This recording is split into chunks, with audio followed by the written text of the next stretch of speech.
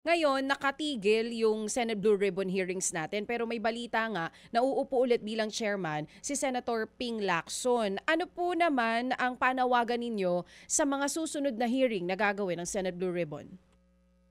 Yung sa Senate Blue Ribbon, maganda yan kung magre-resume at sa nakita naman natin, no, parang naka-televise naman yung majority ng hearings nila. Sana ituloy nila ang pagla-livestream para alam ng taong bayan na nangyayari.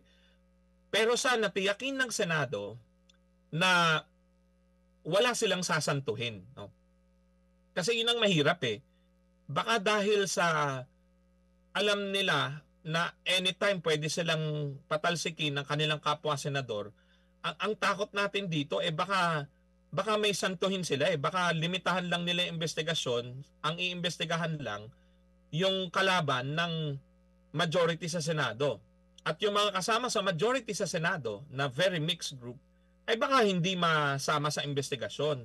So ang panawagan natin kay Senator Ping Lacson ay walk the talk. Yan naman ang sinasabi niya, di ba? Stop kurakot, huwag matakot. Dati pa niyang tagline yan. Eh ituloy natin yan, no? So kahit sino ang madamay, gawin niya ang investigasyon. At ganun din ang panawagan natin sa Kongreso kung magsasagawa sila ng bukod na investigasyon, ganun din.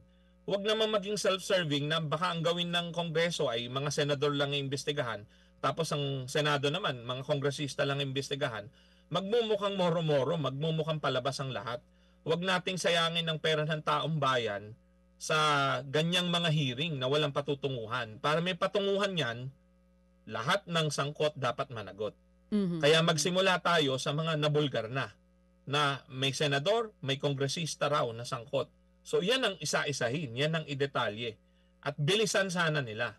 At sana dumulo ito sa mabilis na pagsasampa ng kaso at pagpapakulong agad sa mga mandarambong. Kasi yun ang malaking problema natin sa Pilipinas mula noon hanggang ngayon. Ang nakukulong lang yung mga meron, yung mga operator, pero yung talagang mastermind, laging nakakawala. Napakaraming beses nang nangyari yan. At sa tingin ko, yun lang yung bago ngayon eh. Talagang galit na ang taong bayan na kahit anong gawing pagtatakip ng mga nasa poder, tuloy-tuloy ang mga protesta, halos araw-araw may protesta. At eto nga, naghahanda na sa mas malalaki pang protesta.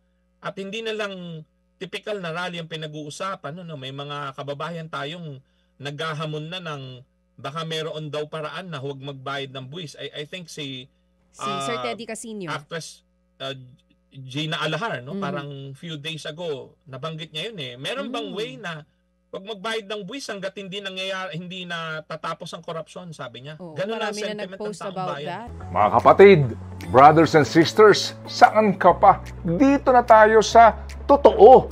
Dito na tayo sa True FM. Mga kapatid, mag-subscribe and follow po kayo sa social media accounts ng True Network PH. Yan po kami. Hanapin nyo lang True Network PH, Facebook, Instagram, YouTube, TikTok, and podcast.